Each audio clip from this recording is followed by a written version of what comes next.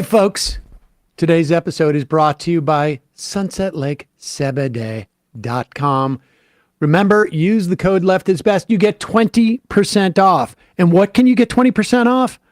The best Sebede tinctures that are out there. They have them in 4 different concentrations in terms of how much in per dropper. So you can up or you can control your intake.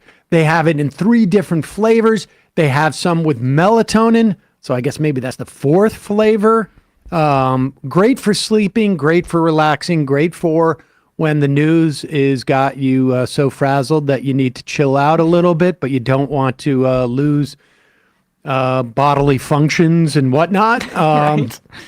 Also, they have gummies. That also helps. Sour gummies, they're delicious, but you got to be careful. You don't want to do too many of them. They also have fudge. They have Sebede coffee, which is also great. It's slid into my weekday brew for the time being. On top of which, they also have flour and keef. All great products. No use of pesticides. They use integrated pest management. They also use regenerative farming practices that they've developed with the University of Vermont. They're up near Burlington. They're big, Bernie bros, as it were. They are also movement partners. They've donated thousands of dollars, things like strike funds, hurricane relief up in Vermont, food pantries, refugee resettlement. They've a carceral reform. They've also done thousands to give directly. I mean, just a great company, a great bunch of folks working up there. They have great business practices, $20 minimum wage that they've had for I don't know, almost as long as we've been talking about them. They're mostly employee owned, just the all around great company to support. And they have a great product.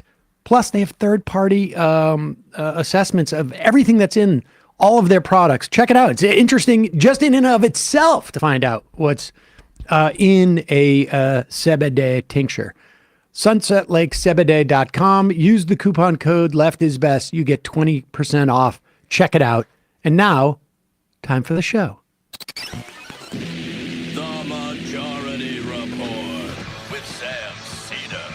Every day's casual Friday. That means Monday is casual Monday. Tuesday, casual Tuesday. Wednesday, casual hump day. Thursday, casual Thurs. That's what we call it. And Friday, casual Shabbat. The Majority Report with Sam Seder.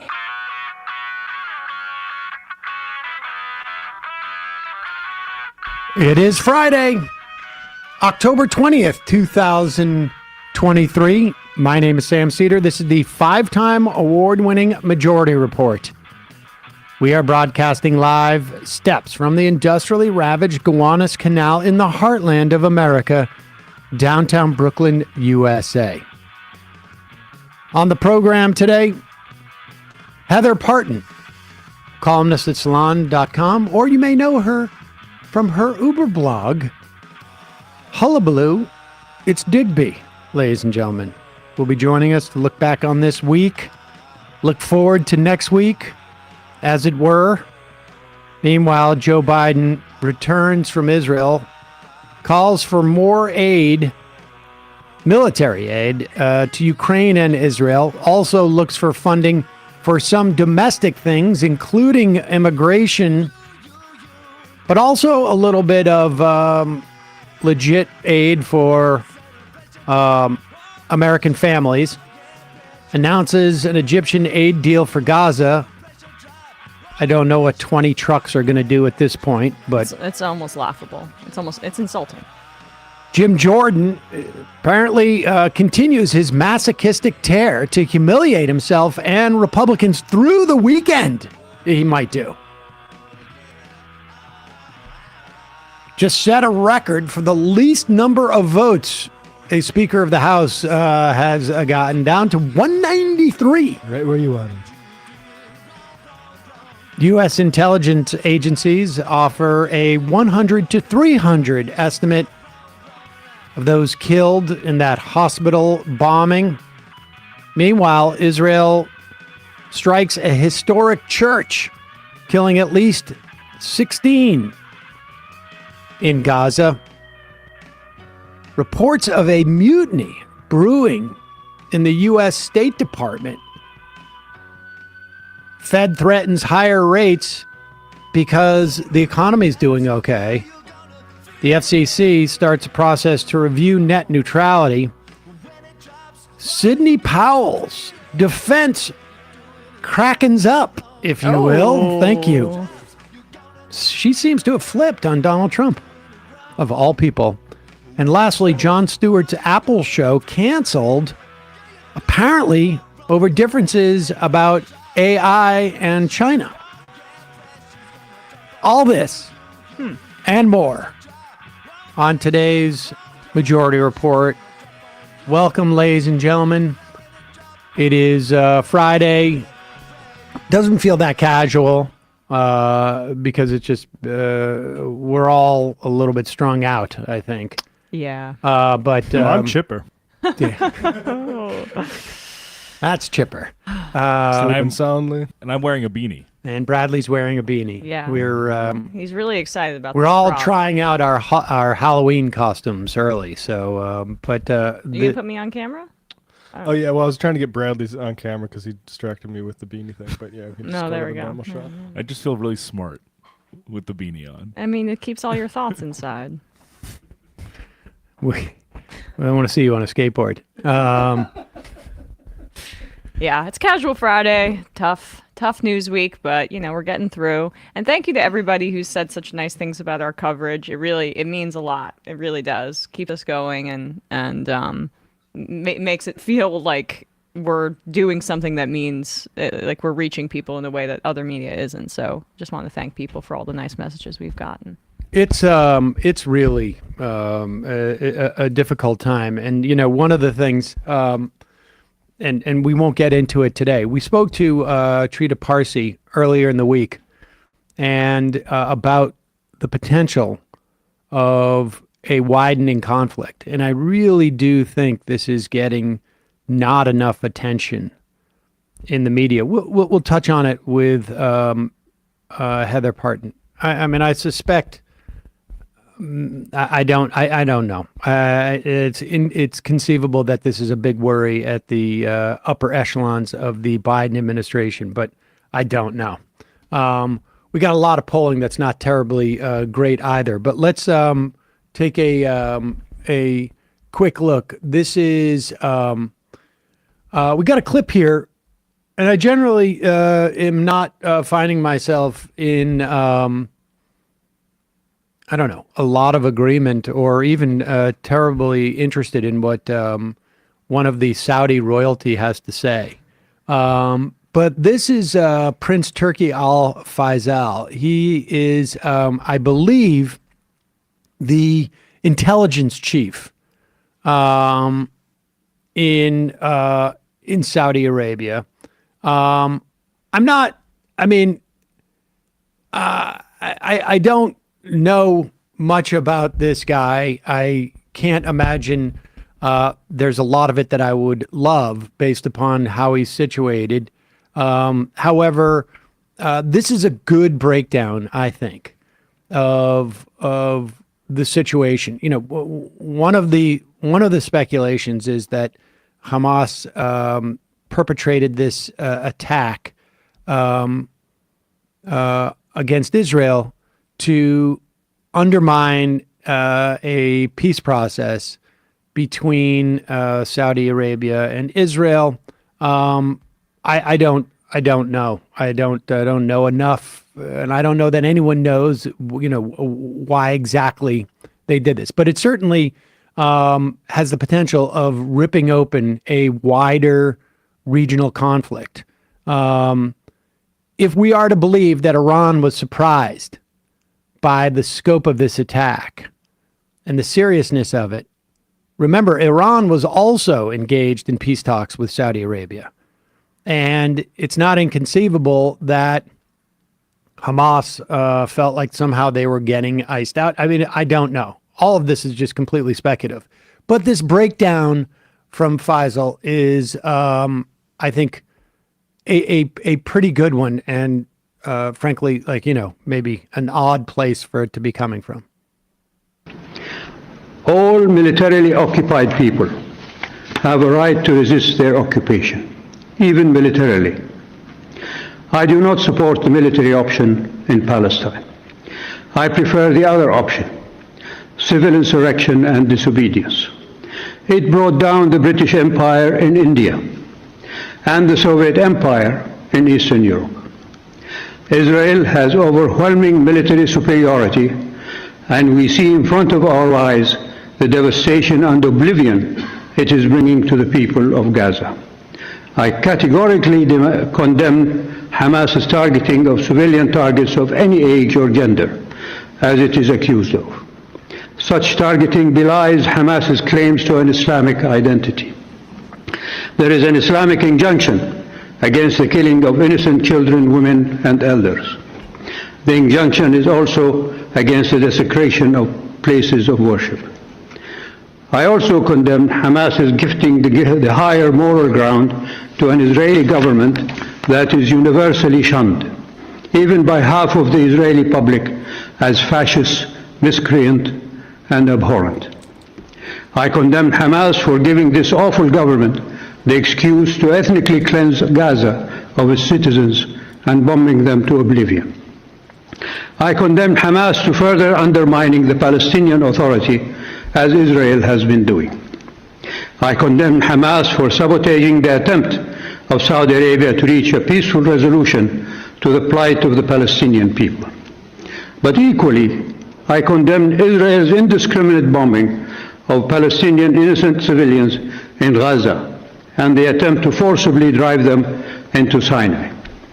I condemn Israeli targeted killing and the indiscriminate arrest of Palestinian children, women, and men in the West Bank. Two wrongs don't make a right. I've been hearing a repeated phrase in American media, unprovoked attack. What more provocation is required to make it provoked than what Israel has done to the Palestinian people for 3/4 of a century? I refer you to the article in the Mideast Monitor of February 17, 2014, under the title, Israeli Army Veterans Admit Role in Massacre of Palestinians in 1948. Read it and weep, as I did. Just this year, from May to July, over 450 Palestinians were killed, including 67 children. This bloodletting must stop. I condemn Israel's sealing of Palestinian lands. I condemn Israeli colonists for rampaging through houses of worship in the Aqsa Mosque in Jerusalem. I condemn Israel for destroying Palestinian homes and olive orchards. I condemn Israel for incarcerating Palestinian women, children, and men in concentration camps without recourse to due process. I condemn Israel's targeted killings and assassinations of Palestinians. I condemn Israel for funneling guttery money to Hamas, the terrorist group as defined by Israel. I condemn Western politicians for shedding tears when Israelis are killed by Palestinians, but refuse to even express sorrow when Israelis kill Palestinians. There are no heroes in this conflict, only victims. One thing that stands out there, I mean, aside from it being like a good list of things to condemn, frankly, is his charge that the Israelis have been funneling Qatari money to Hamas. That is consistent with what we know about the beginnings of Hamas. And you can see that 2009 article in the Wall Street Journal. For more on that, a former minister in the Israeli government retelling that in the 80s, Israel was encouraging Hamas as a way of dividing the Palestinian leadership. This is back, the Palestinian Authority, the PLO, were secularists. Hamas came out of the Muslim Brotherhood. They were promoted by Israel. There are documents that were part of that dump by WikiLeaks or the State Department, 10, 12 years ago now, that show that Israel, at the very least, was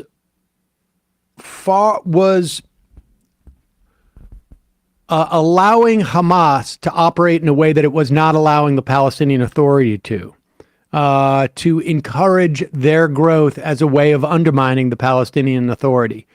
We know also quotes from that have been reported that you've been talking a lot about. I have this up here too from the Jerusalem Post from 2019. Prime Minister and Jerusalem Post, not like this is not a lefty paper, I would say, within To the right of Haaretz. Definitely, yeah. Prime Minister Benjamin Netanyahu defended Israel's regular allowing of Qatari funds to be transferred into Gaza, saying it's a part of a broader strategy to keep Hamas and the Palestinian Authority separate. A source in Monday's Likud faction meeting said Netanyahu explained that in the past, the PA transferred the millions of dollars to Hamas in Gaza. He argued that it was better for Israel to serve as a pipeline to ensure the funds don't go to terrorism. The prime minister also said that, quote, whoever is against a Palestinian state should be for transferring the funds to Gaza because maintaining a separation between the PA and the West Bank and Hamas and Gaza helps prevent the establishment of a Palestinian state. We'd read that quote before, but that gives the broader context of what he's saying there. It's helpful for the Israeli government to be able to say, this is Hamas. This is the terrorists. These are Hamas terrorists on the other side.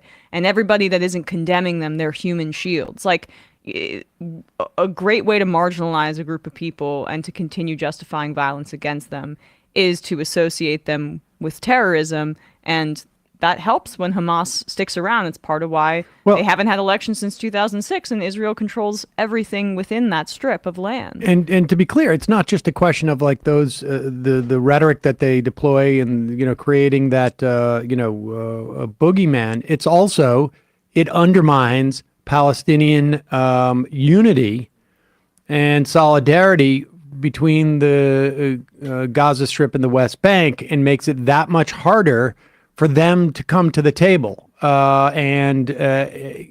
with some measure of solidarity. And, you could look at it in the context of any other dynamic. It's helpful for SAG-AFTRA to have, the streamers and the old Hollywood, at odds with each other in the context of negotiations. Obviously, the stakes are different, the implications, but the dynamic of dividing the Palestinian people, or at least, separating so that there's two separate power nodes, essentially, is helpful for Israel. And that's what they've done.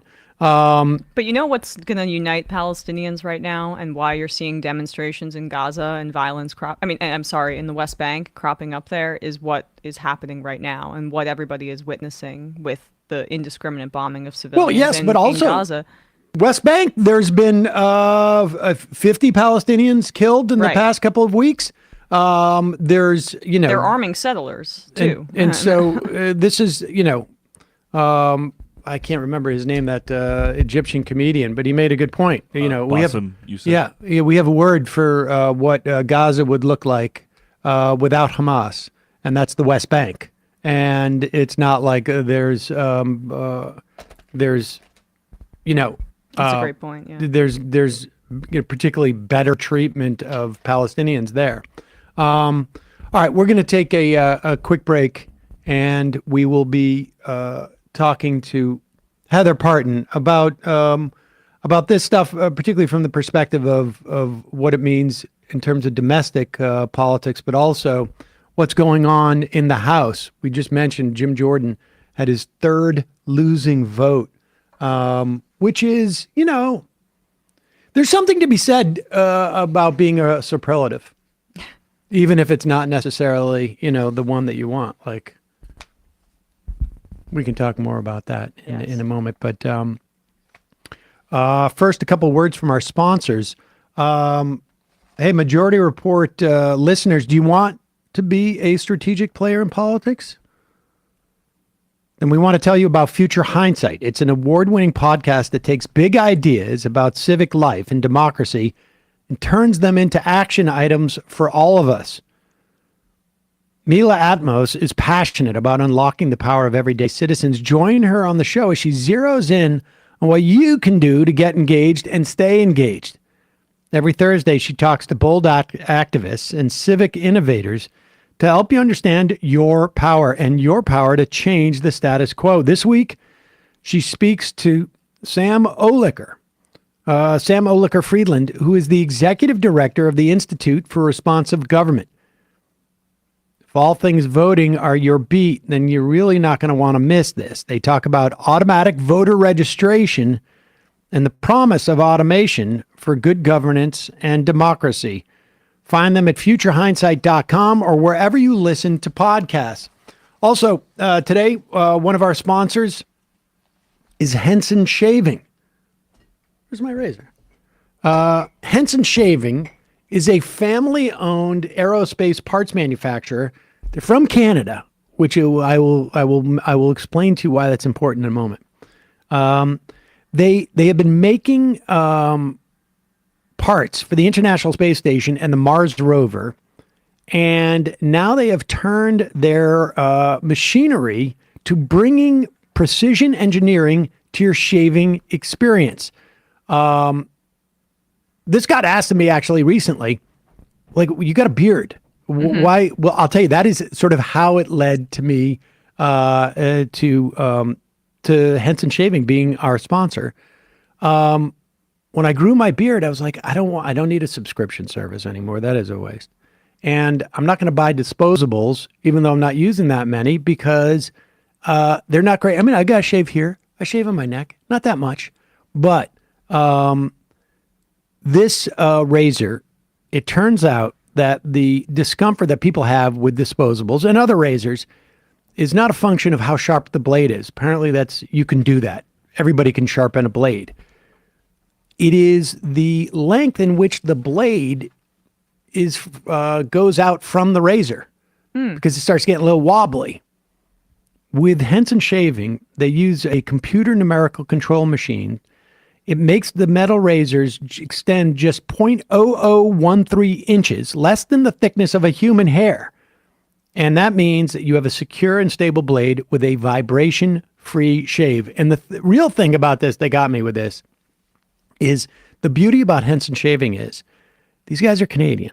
Yeah. So they went out to make the best razor possible, not necessarily the best razor business possible, because the best razor business hooks you in with some type of proprietary thing where you got to buy their handle. Sometimes it's really crappy. Sometimes it's okay. And then you're stuck buying their really expensive razors, sort of like the printer game. It's the ink that costs everything. Yeah. With this, you buy this razor once, and then it costs you $2 to $3 a year in blades because it uses the non-proprietary sort of standard dual-edged razor blades. Gives you that old straight razor shave with the benefits of this new school technology. Like I say, maybe $3 to $5 a year, but they're giving our audience a 2-year supply of blades for free. So you buy this once, you have this for the rest of your life. It is a beautiful razor. They have a couple of different models, a couple of different colors. Just go to hensonshaving.com/majority. That's HENSON shaving.com/majority. Add a razor and then put the 100-pack of blades into your cart. Enter the code majority, get the blades for free. Link, of course, is in the description. And lastly, when I was in Vegas, I brought only Roan shirts. I don't know if you noticed that, but and why? Because their commuter collection is both comfortable, it looks great, frankly, not as smelly.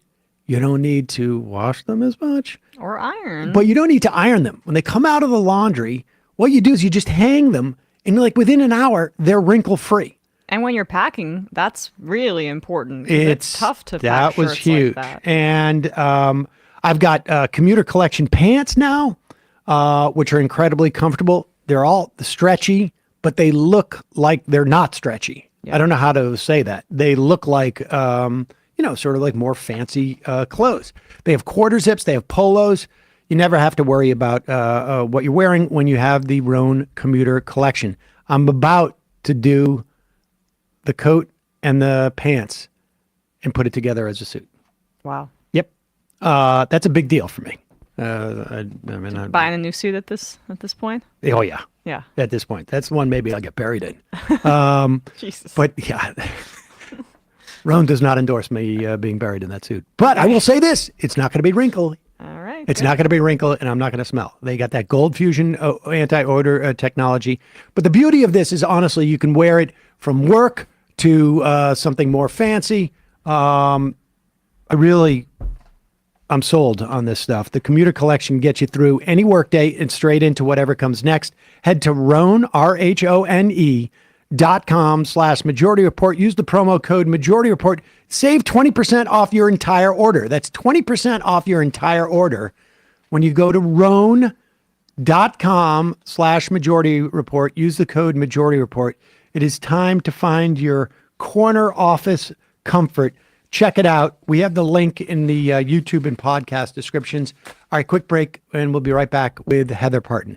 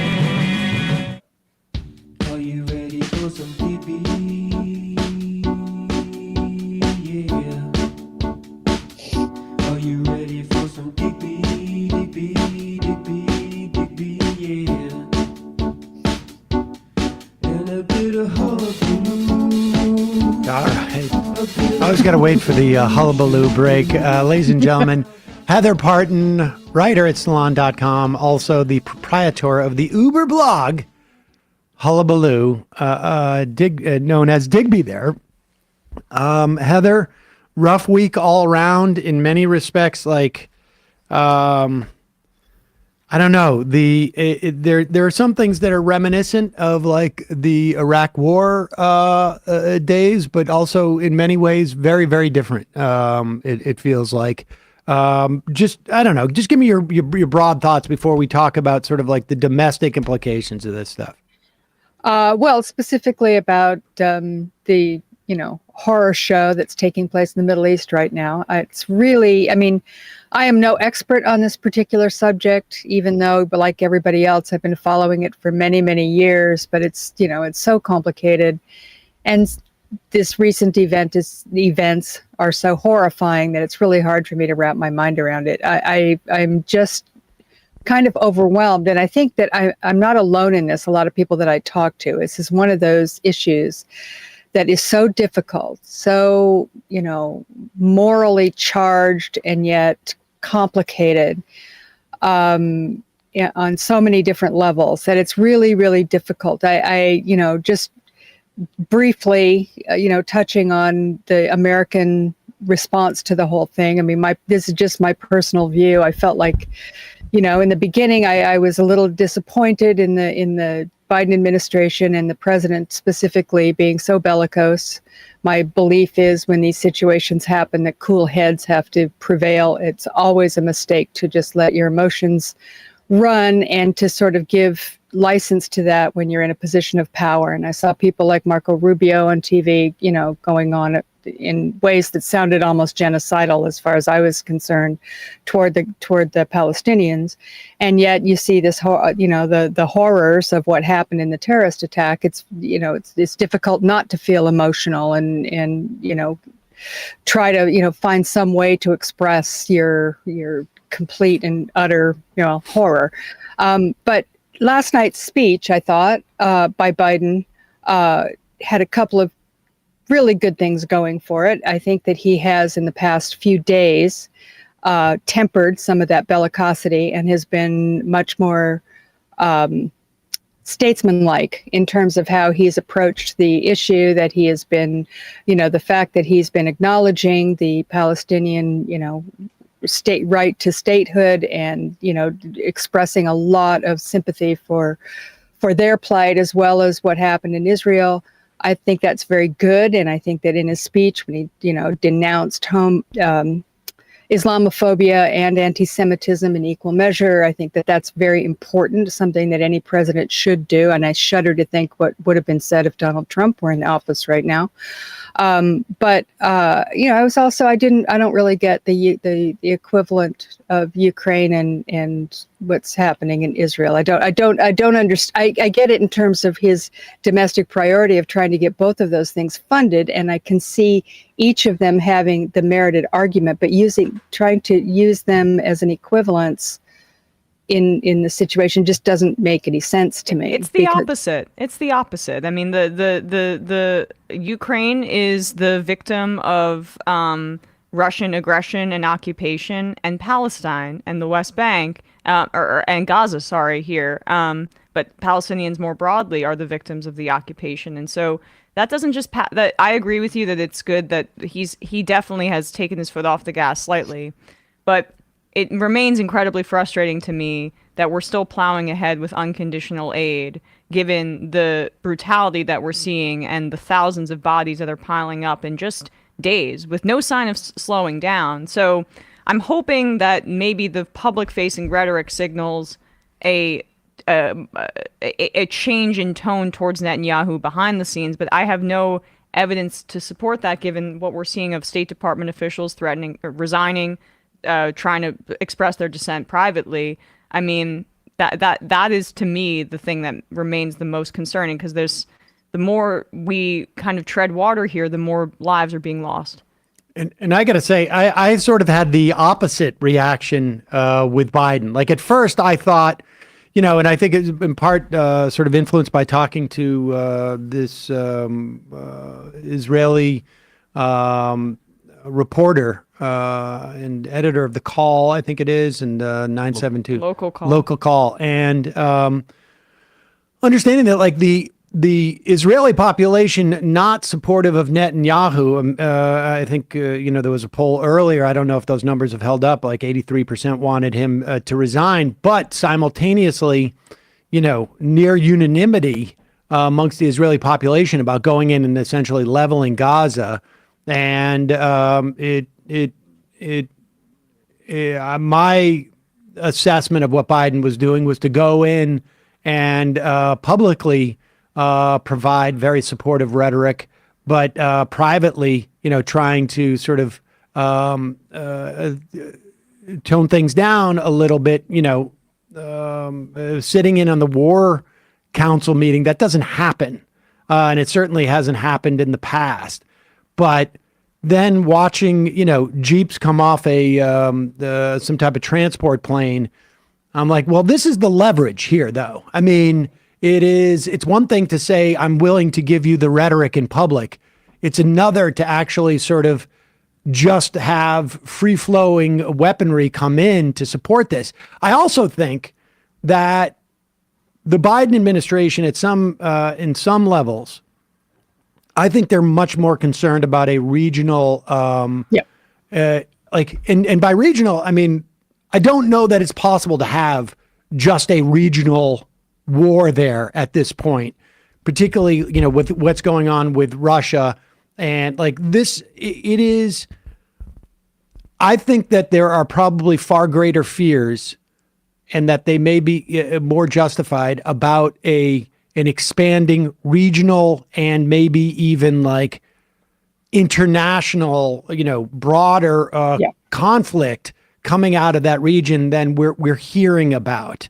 And I suspect that's like, part of the reason why Biden came in and was like, there's no daylight here because discouraging Iran and Hezbollah and whatnot for jumping in, because it's not hard to imagine a scenario where this thing starts to cascade. Absolutely. And, it's certainly within, let's say, Russia's interest to have a conflict erupt in the Middle East, because Putin does not want the level of attention that Russia-Ukraine is getting to be maintained, I would imagine.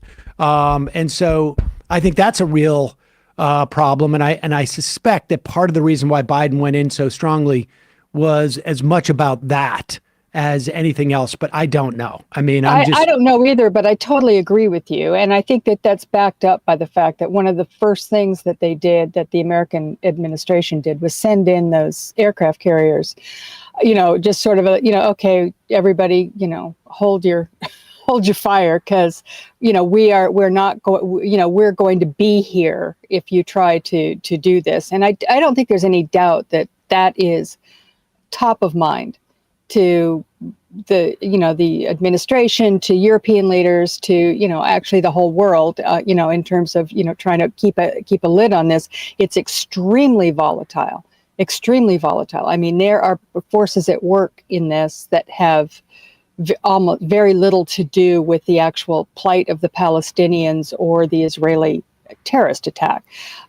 This is a much bigger chessboard that everybody's playing on. So I mean, again, that's part of what's overwhelming about this, is that there is a sense, and I don't want to be too catastrophic in my thinking here, but there's a sense that this is a very, very, very serious moment that could fly out of control. And for someone like me, who basically I write a lot and think a lot, like we all do here, about foreign policy and national security and all that stuff. But, our focus in this country has been on our own democracy and the threats to that, and the rise of the fascist right and all of that.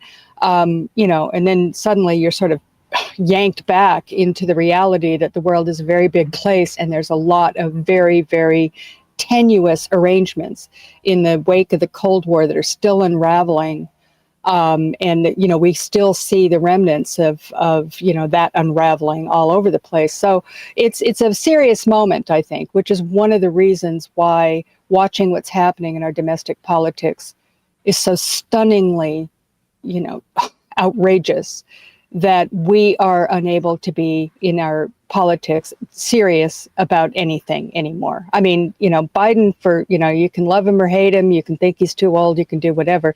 He is a serious person, and his administration is taking these things seriously. And thank God for that, because if you look at what's happening elsewhere in the Congress, it's, we're dealing with a complete circus over there. I want to turn to the Congress, but give me your take as to like what are the domestic implications. I mean, let's assume just for the moment that, and I think the Biden administration did say, like, first thing we do is make sure this doesn't widen into a greater conflict, and then once we've contained that in such a way, and it's unclear to me that they have, or that they feel that they have, then they start to look at the internal workings between Israel and Gaza, and Israel and Hamas.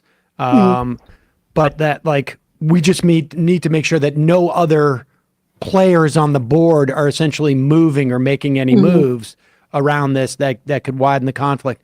But in terms of the way it's been received domestically, What's your sense of it? Because there's definitely a change, at least within generationally. Do we have that poll? Yeah, I just sent you. This is really, I think, key for us to look at, and no poll is going to tell us a full story, but this was on CNN. This is a CNN SSRS poll, taken from October 12th to 13th. So so this is, I mean, this may have gone up, honestly, because this was a week ago. But you see here, 18 to 34-year-olds, that's the level of approval of Israel's military response to Hamas being fully justified, 27%. Then you go to 35 to 49-year-olds, 44%, 50 to 64-year-olds, 56%, and 65 plus, 81%. And I from just anecdotally, like younger people, younger Jewish people that I know are much more in opposition to the way that Israel has responded versus the way their parents have reacted. That's just what I've heard from people in my life. But to see that backed up a little bit more by polling and data, you know, Biden has to be careful with this, because this is going to be a galvanizing issue, I think, for young people. And the way public opinion is shifting so rapidly on this, it's unprecedented. And also, there are sizable Muslim populations in states that are incredibly important in 2024, like Michigan, where, you know, I've seen people commenting on that. Biden has to be careful that they don't sit out based on this response if he chooses to continue to go down a road of unequivocally supporting Israel no matter what. And there's still a lot of time in between that. But that poll was very striking to me. It gives you hope at a certain level, but also spells potential political trouble, I think, for the Democrats. There was another poll, CBS News YouGov, 57% support sending humanitarian aid to Palestinians in Gaza, and 48% send weapons and supplies to Israel. Well, I should say, I mean, just also in that CBS poll, 72% of Gen Z and millennial under 30 sympathize with a lot with or somewhat with the Israeli people. 69% sympathize with the Palestinian people. So you had almost the same. But when you get to seniors, there's a 30-point divide. 64% sympathize with Palestinians. 93% sympathize with the Israeli people. I mean, there's a change here, and it is this gulf is widening. I mean, frankly, there's something that I think I was saying was obvious 10 years ago. But how do you think this plays out domestically, Heather? Well, it's very difficult to predict this. It's exactly what you guys have been talking about. I mean, Emma, you're absolutely right. And I don't think there's any doubt that this is a real sea change in, you know, as far as the younger generation seeing this in very differently than people of my generation. Who just sort of reflexively always would back Israel regardless in situations like this. And, you know, there's a historical reason for that. There's a lot of, kind of experience, I think, that leads people to sort of sympathize with Israel's situation, not just in terms of this terrorist attack, but in terms of history, and which may seem a lot more immediate maybe to older people than it does to young people. Having said that, though, I mean, this has been a long time coming. And the fact that young people are far more sympathetic, I think, to the Palestinian cause and see it in a very different light. I mean, they see it as, colonialism. I mean, this is sort of falls in with their historical perspective on pretty much everything. So there's not really any mystery on why that's happening. And it kind of is a shame, in my view, why Hamas decided to do such a horrific terrorist attack, because to me it kind of sets them back. It sets the Palestinian cause back in some ways, in the minds of many people who I think were coming around to that, into a larger majority that were sort of being sympathetic to the Palestinian cause, because Netanyahu is such an ass, and he was showing so clearly to many people, liberals in America, who might have reflexively been, Israel do or die, we're starting to think, hey, maybe we need to rethink that relationship. And it was starting to, I think, have some traction here in America. I can't really speak for the rest of the world. Having said all that, if you look at the domestic situation, how that's going to play out, I think that you cannot take out of the equation the presumptive Republican nominee for president, who is going to be Donald Trump.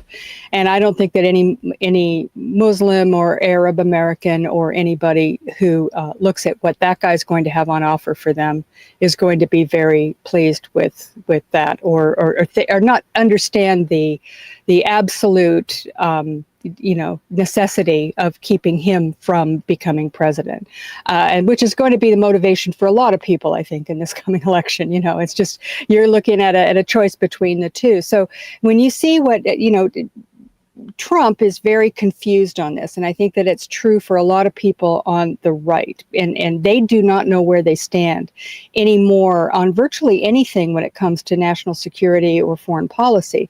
Trump has really, kind of upended their just traditional hardline hawkish view. Many of them very pro-Israel. If you look at the Fox News, you see nothing but hawkish bellicosity. Let's go in there, level Gaza, all the usual awful stuff that you hear from those people. But Trump, you'll notice when the story first broke, his first instinct was to come out and he griped and whined about Netanyahu treating him badly, and how he had a personal beef with Netanyahu. You could see he didn't quite know where he was going to come out on this, not because he has any sympathy for the Palestinians, mind you. No one should ever have any thought that he is someone who is sympathetic to their cause.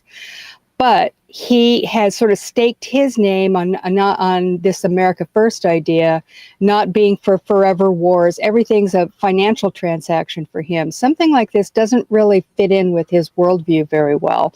He doesn't quite know what to do. He likes just to go after Muslims, and he hates Iran, and et cetera, et cetera. But he's so ignorant. He doesn't really understand what the real dynamics are there.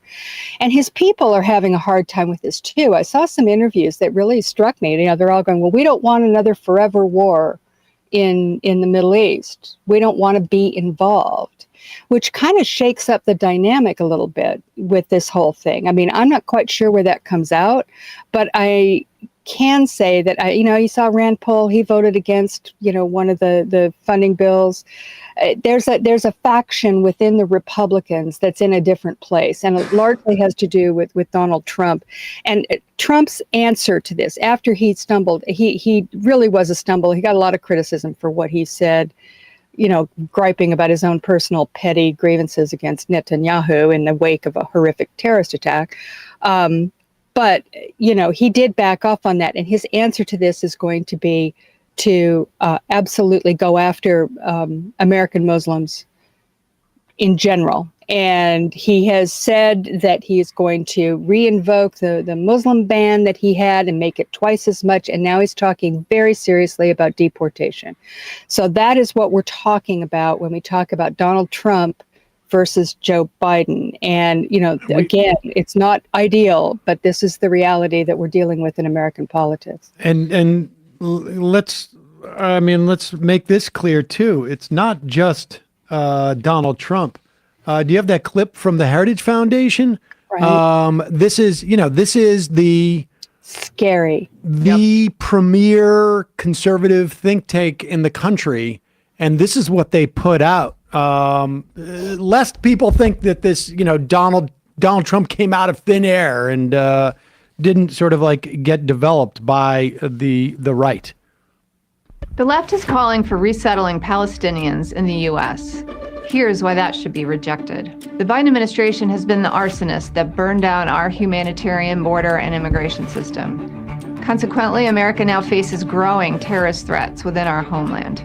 The Afghan evacuees the Biden administration flew directly to the U.S. after recklessly withdrawing from Afghanistan proved that. We can't vet a population against a database that doesn't exist from a Hamas leadership with which the U.S. neither has diplomatic relations nor trusts. The many sizable pro-Hamas demonstrations in the U.S. in the past week have shown us that the Palestinian population has no interest in assimilating into American culture and governance, or in expressing loyalty to America or our allies. To import a population of Palestinians would be certain suicide for Americans. I mean, one watches that and has to wonder, My like, God. what's their metric for success? Like, how many other, 6-year-old Palestinian kids need to be stabbed by some lunatic for them to say to their funders, like, it worked. The thing that we put out worked. We should also just say there's a fundamental difference in terms of Palestinians being given refuge anywhere else as opposed to Afghans. Afghans have an Afghan passport. They have a right to return to Afghanistan. The moment that a Palestinian is essentially ejected from where they live, they have no right to return because they have no passport, because they are basically citizenless. And that's the way it's been for these people for 75 years. And that's why the issue of a right to return to the country is there. I mean, I don't want to get too deep into that at this moment, but can I just make one observation too about please. that heritage thing that just struck me so much? Look who they used as their spokesperson for that particular message. A blonde woman, as European looking as you can get, and Aryan. Aryan looking. Wasn't going to say it, but I'm glad you I'll did. say it. I was just the minute that I saw that, I went, "Oh my God!" I mean, they're not even trying to hide this stuff anymore. I mean, this is just right up front, and it was absolutely sent a chill down my spine when I saw that thing. The It's gonna be loyalty very part. ugly. The Oh. loyalty, no way to vet their loyalty or whatever she said there. I mean, that, like, I saw Peter Beinhart made this point on Twitter. I've been all over Twitter over the past 2 weeks, like, in response to that Heritage Foundation clip. This was a lot of the same tropes that were deployed against Jews who were fleeing the Nazis, and the United States saying we don't want to take them. Like, this is using we don't know what their loyalty is. They may have a dual loyalty here. That's one of the oldest anti-immigrant racist tropes imaginable, and it's now being applied to Palestinians. Absolutely, and just terrifying that they're being so aggressive about it. And as you say, Sam, it just shows this is part and parcel of their pitch for 2024, and it has to do with immigration, it has to do with racism, it has to do with now this has played right into it, this dynamic in the Middle East, and it's going to be very, very ugly, and uglier, I think, than we anticipate. Oh gosh, yeah. All right, let's turn to something that is at least there's an opportunity to be amused by it on some level, and this is the Republicans' inability to find 217 votes for someone that they can agree upon to be Speaker of the House. Jim Jordan's just lost his third attempt. He has now managed to go from like 202 votes in the first attempt down to 193, if I'm not mistaken, in his last attempt to become Speaker of the House. I mean, he's now in the record books because no one's gotten less votes in a Speaker of the House vote, and that sometimes has a value. I mean, in the end, we all die. It'd be nice to be in the history books for something, and Jim Jordan's never passed a piece of legislation. So this is it. This seems to be his claim to fame. But I mean, nobody seems to have an idea of where this ends up. I mean, the McHenry, who has been the acting Speaker of the House, they're apparently, I'm reading articles that business lobbyists are salivating at the prospect of this guy even being, a temporary Speaker of the House with Speaker of the House powers. And that's what he's asked for, a resolution. And I suspect part of it is because that's worth a lot of cash, not necessarily in his pocket, although I'm sure it will come eventually. But he needs to be able to do this stuff so that he can deliver for some of these business folks. And of course, Matt Gaetz, I don't know if that was his plan all along. It's an odd one. But what do you make of this? Well, I mean, who knows? So this is really, it's unprecedented, and it doesn't look to me like they're getting it solved anytime soon. Keep in mind that this whole thing is happening with the sword of Damocles hanging over everybody's head. That continuing resolution is going to expire in a couple of weeks.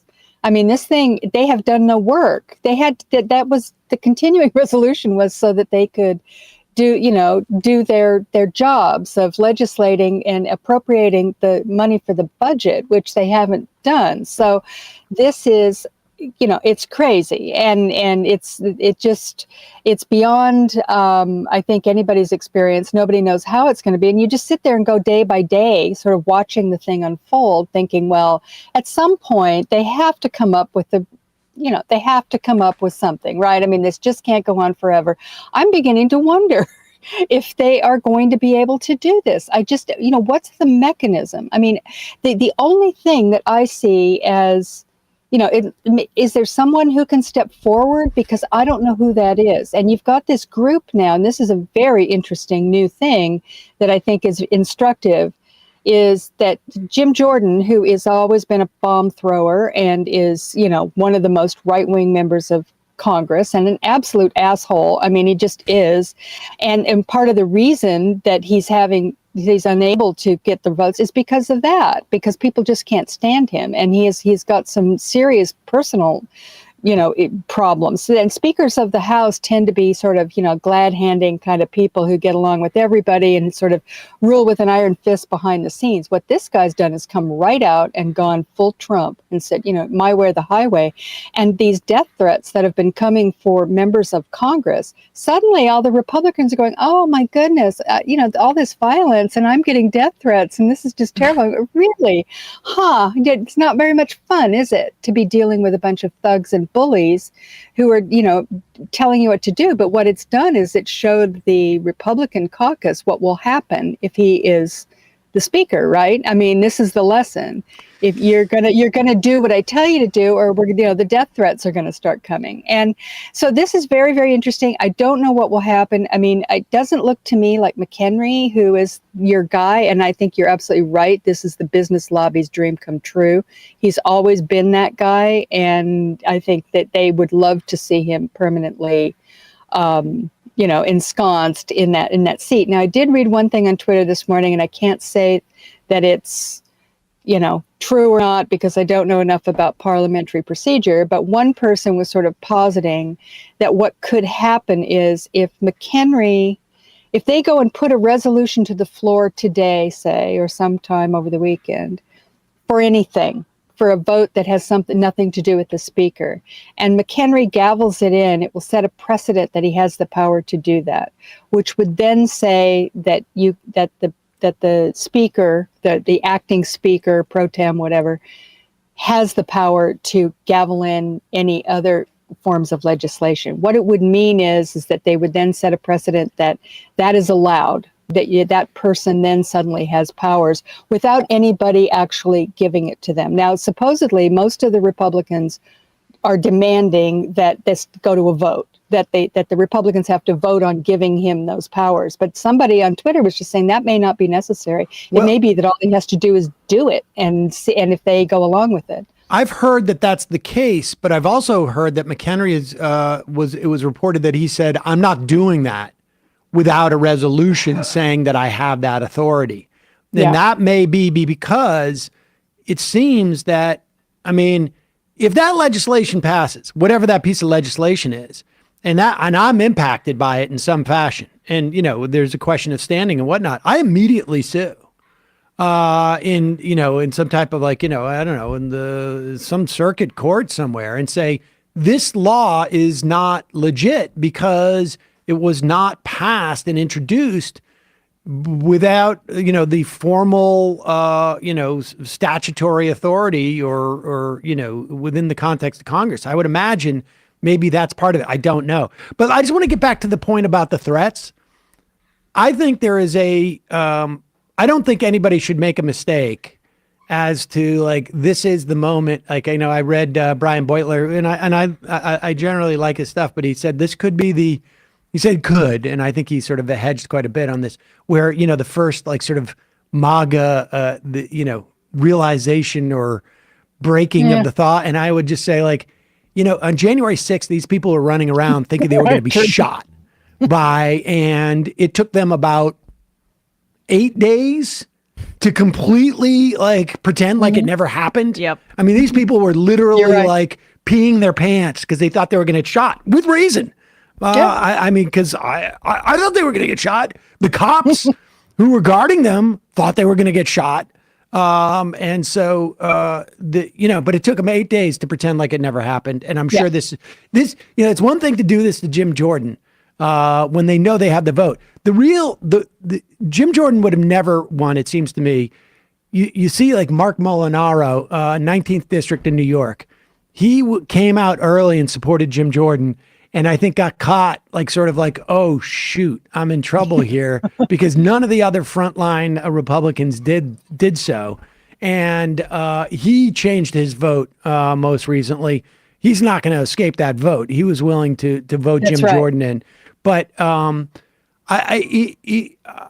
it's going to be fascinating to see, and it seems to me obvious that if the shoe was on the other foot, because there was famously some people, still sort of like talk about this. If the Democrats, I mean, it just like, we play this game often, like, what if Barack Obama had done what Donald Trump had done, this and that? Just imagine. And somehow Matt Gaetz seems to have been able, in the caucus, apparently he's like universally hated. I think he has no future in terms of like the Republican House, it seems to me, unless there's more Matt Gaetz is in there. But imagine the most progressive members of the Democratic Party doing something like this. They would be on the front page of the New York Times every single day. Why does Ilhan Omar hate America? I mean, why is she Yeah. trying to? Oh, is my she trying God. to sabotage And- it from within to make Congress not work? And the Democratic members of the problem solvers would have already, if they had not already, filed a motion to expel all these Democratic members, they would have already been voting for, I don't know, maybe it would be Absolutely. McHenry, right? Oh yeah. But I think they'd have voted for McCarthy. Yeah. Honestly, I do. I mean, maybe not Jim Jordan. I mean, he's kind of a bridge too far, but McCarthy, sure. Scalise, probably. McHenry, they're sure. All those people, we know who they are. A lot of them from New York. There's plenty in there, in California too, who would have said, well, we will for the good of the country. And by the way, you're hearing the media say that every day now. They are on there constantly. I mean, it's been building over the course of the last week or so, and I've watched it happen, and I'm just going, They're pushing the Democrats. Let's be clear. Yes, They're pushing the Democrats to vote for McCarthy. Yes. or somebody, on the Republican side, and they're buying this. I mean, it's the most fatuous spin I've ever heard in my life coming from Kevin McCarthy and his people.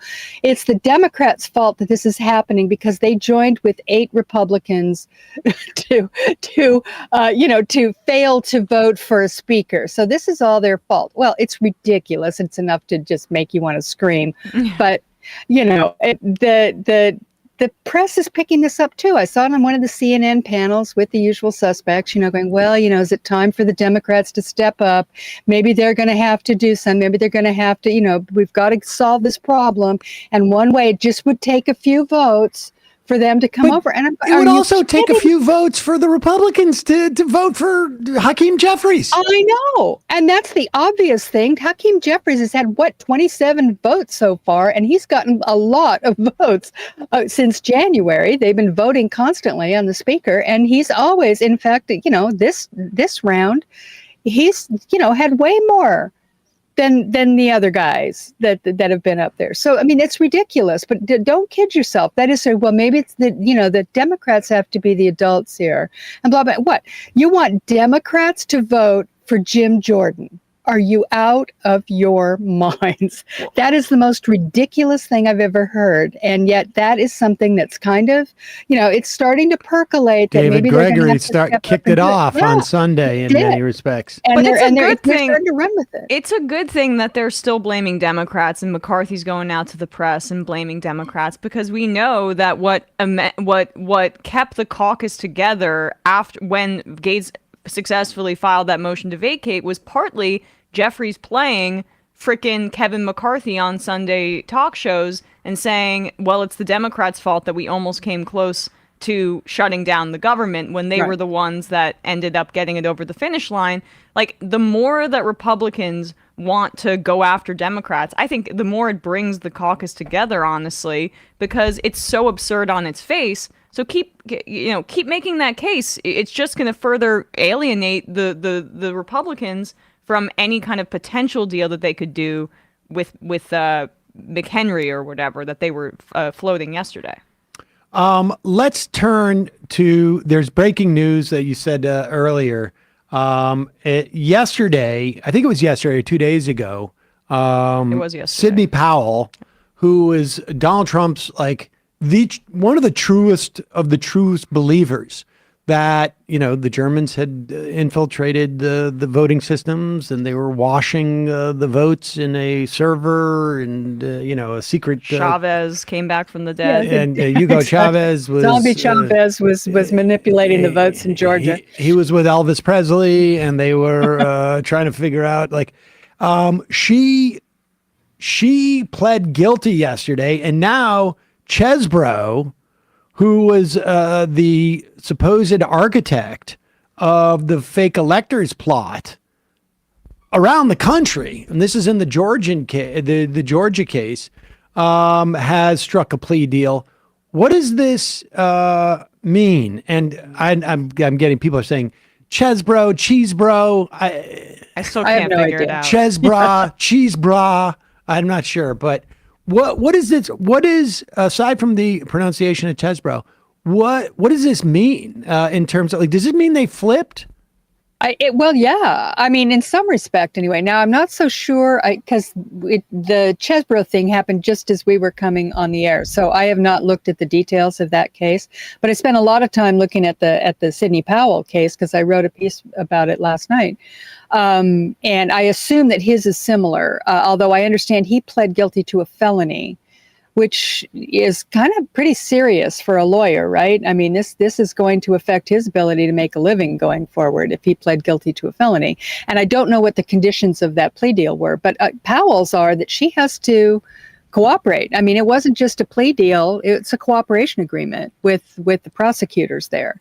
What's unclear is whether or not the deal was specifically tailored, her cooperation deal is specifically tailored for that Coffee County case, which if people have been following this, that's the case in Georgia where they had the local people there. They went in and basically seized the voting machines and were going to manipulate the data in there, and it's all on tape. And that the person who was involved in that and was a liaison with the White House and with the Trump campaign was the brother-in-law of David Bossie, of all things. David Bossie, the big Republican operative.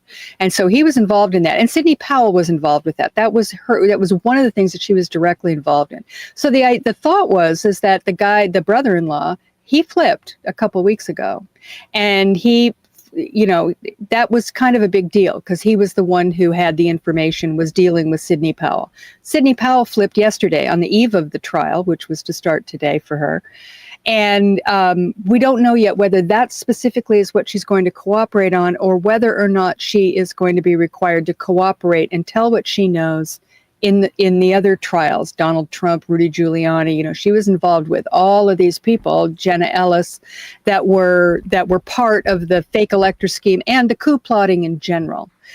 Now, she was there. She was in that notorious December 18th meeting where they were talking about having the military go in and seize the voting machines. There, she was part of all the planning on this. And yes, she's nutty as a fruitcake. So, to me, I'm not quite sure what a great, witness she's going to make because she's so crazy. But I do know that reporting last night had it that the Trump people were shocked that she pled guilty. Mainly because she's what you said. She's a true believer, and they thought she'd go down with the ship, right? Apparently not. And she's also, by the way, named in a lawsuit from Dominion, the voting systems, and she was the one who was out there basically defaming them all over the place. So she's got other problems besides this as well. So perhaps the pressure was just too much. She decided to go ahead and just, completely tell what she knows, which is very interesting because she probably knows a lot. Now, Chesborough is another story.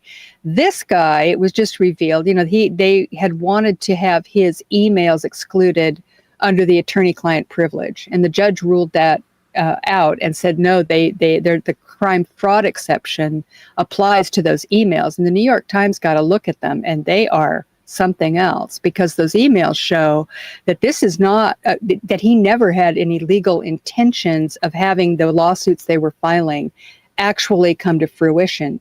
He says it explicitly that it's political. He says, well, I think the chances of this succeeding are 1%. The reason we're doing this is because it's political.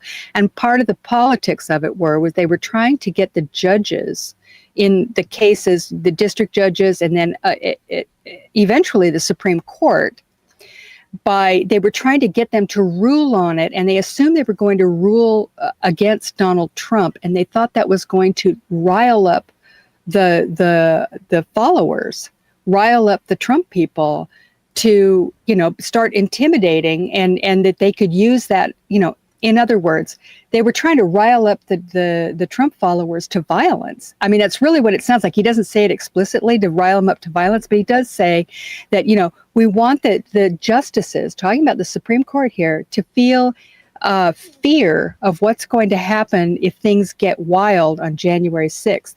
He wrote that in an email.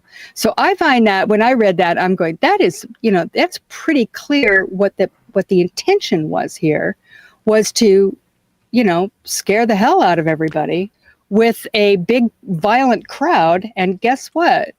That actually happened. It didn't stop the vote, but it seems clear to me that there was at least some discussion going on there that was going to be part of their intention. So Chesborough is a very interesting character.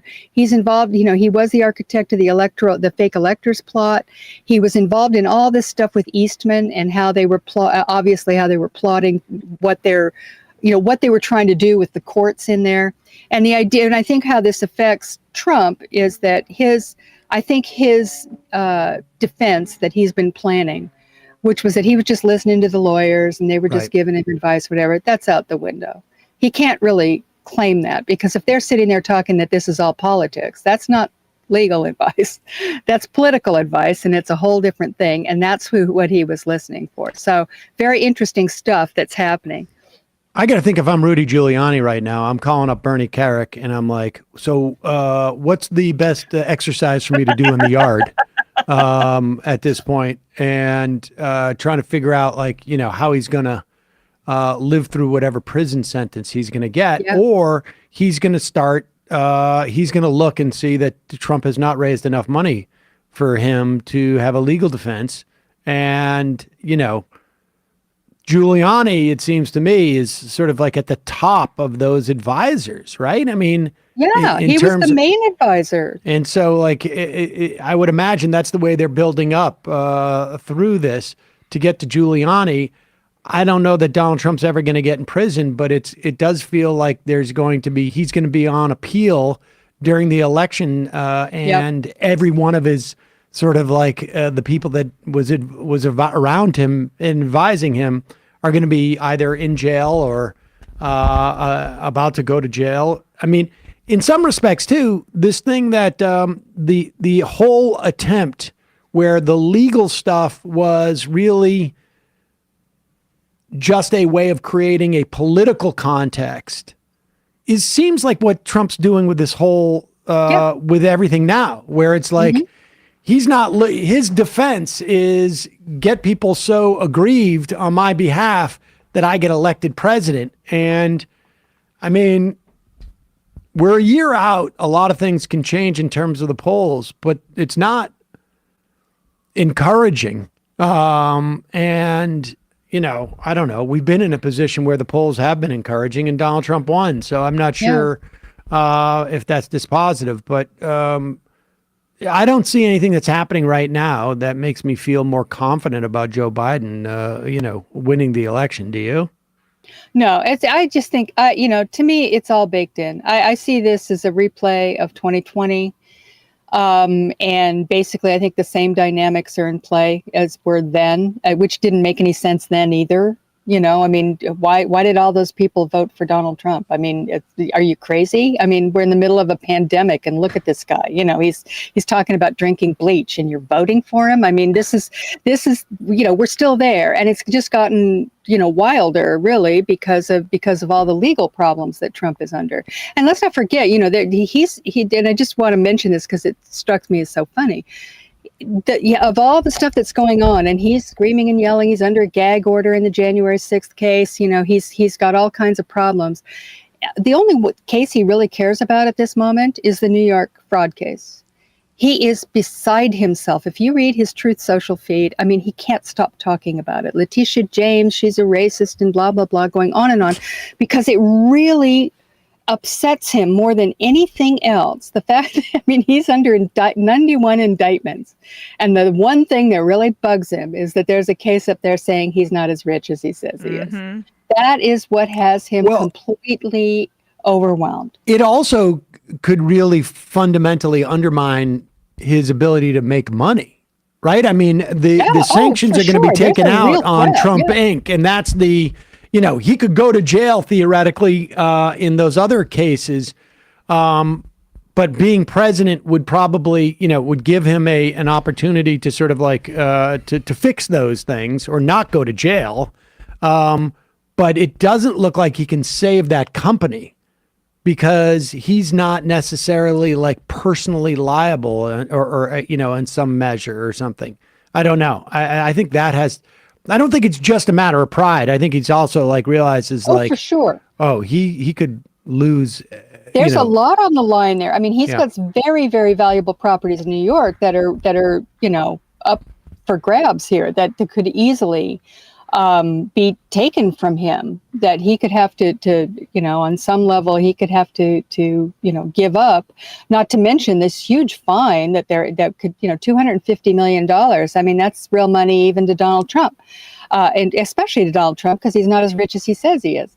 And there's a reason why he's showing up at the courthouse there. He wants the attention, which one of the things that really cracked me up that he did was he showed up at the courthouse, and then nobody was paying any attention because Joe Biden was going to the Middle East in the middle of a war zone. And he actually Truth Socialed or whatever they call it. He posted, just despite my appearance here today, they're not paying any attention. All they can do is watch Joe Biden head to the Middle East, like he's, it's such a joke. And then the next day they said, well, he's complaining that I have to be here instead of being on the campaign trail. And then 2 minutes later, they said, well, are you coming tomorrow? And he goes, well, no, there's a big golf tournament in Doral. I'm going to be there.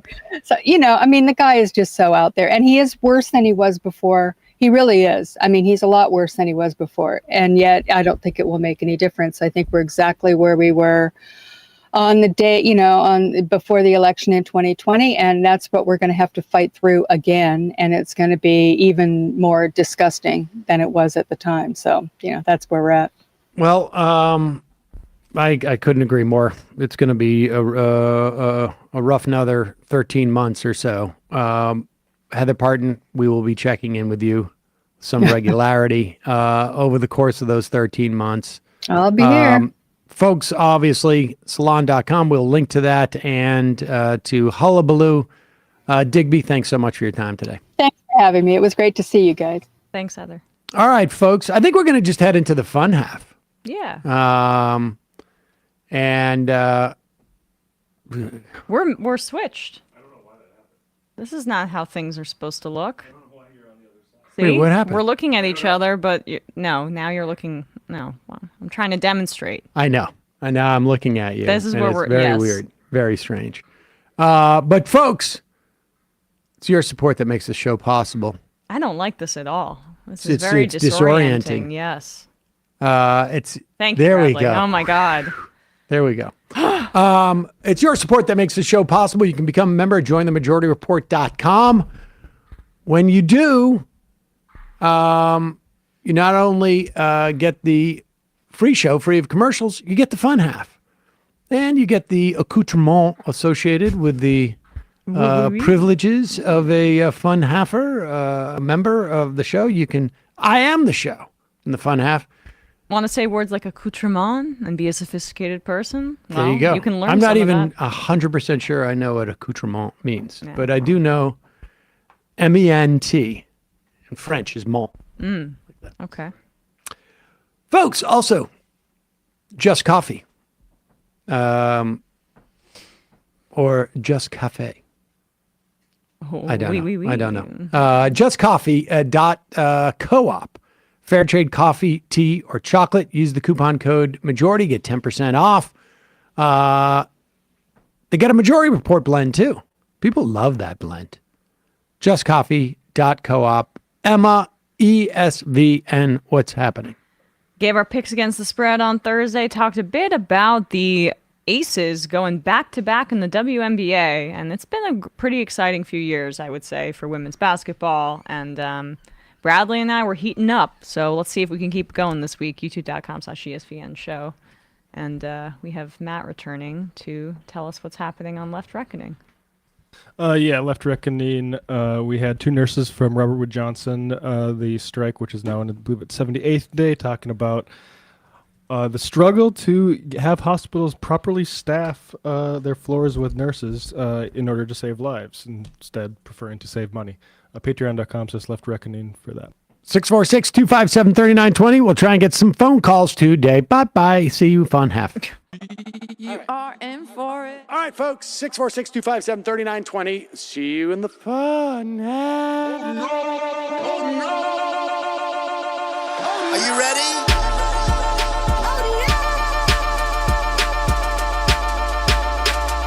Who sent us this?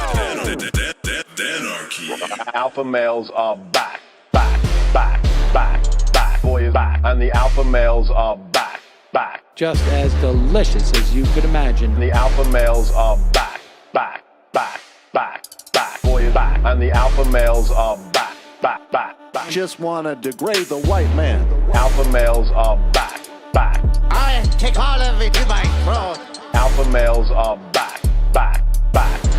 Snowflake says what? The alpha males are back. You are a madman. And the alpha males are back. Oh no, Sam Seder! What a fucking nightmare! Bring back DJ. Yeah, or a couple of them. Just put them in rotation. DJ Danner. Well, the problem with those is they're like 45 seconds long, so I don't know if they're enough of a break. That's fucking nonsense. You see white people doing drugs, they look worse than normal white people, and all white people look disgusting. And the alpha males, psych, fuck them.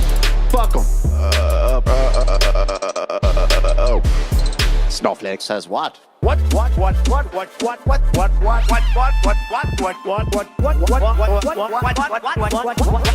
Snowflake says what?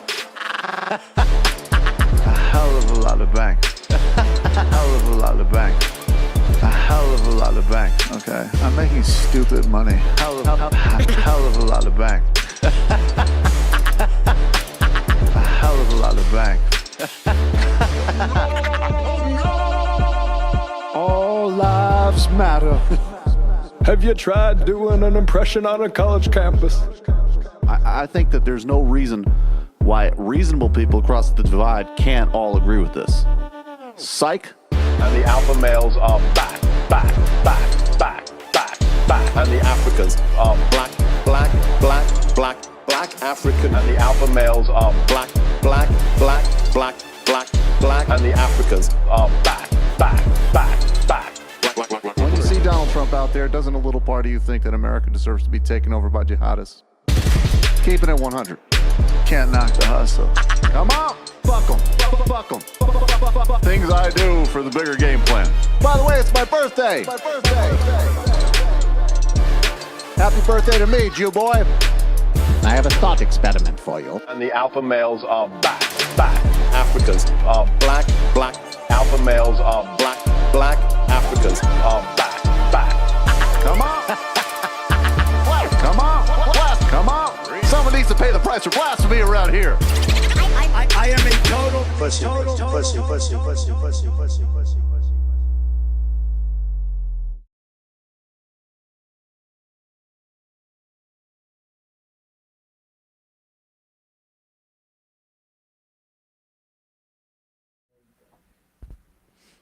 Welcome, ladies and gentlemen. It is the famous fun half of the Majority Report. I don't like it. Like when I get like that I'm too close Warner now. Brothers haircut. I don't like that. Yeah, we got to go back just a little bit. There we go. Warner Brothers haircut. That is what they. I think that's what they used to call it. I think it was Warner Brothers haircut. Oh, I see what you're every studio back in the day had their sort of like signature shot.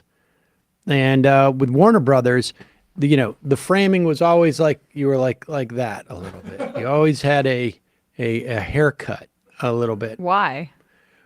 That was just the style in which like their people To cut off part of your like. Yeah, I mean body? it's not so strange. Not so strange to have like that going. I mean, it's just it's a stylistic choice. The strange part is I want to leave like 5 trying to feet of headroom. Yeah, I mean, I feel like headroom. That's kind of I like a little bit of headroom, but not a lot of headroom. right. But the point is that the Warner Brothers haircut. Now I'm so much bigger than you. When you whatever.